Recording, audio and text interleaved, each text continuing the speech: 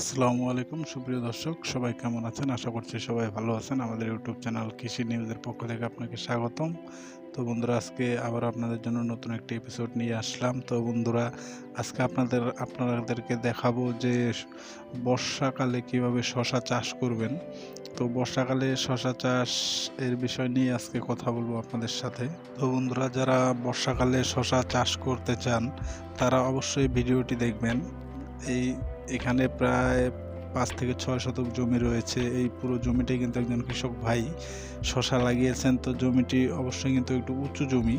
তো এখানে যতই বৃষ্টি হোক না কেন, এখানে বন্যার পানি লেগে থাকার মতো কোনো চান্স নেই। তো তাই কিন্তু এখানে উনি শশা চাষ করেছেন। কারণ যেহেতু এখন বর্ষাকাল, সেজন্য কিন্তু যদি এই শশার জমিটা খুব নিচু জায়গা হয়, সেই নিচু জায়গাতে কিন্তু শশা চাষ করা যাবে না।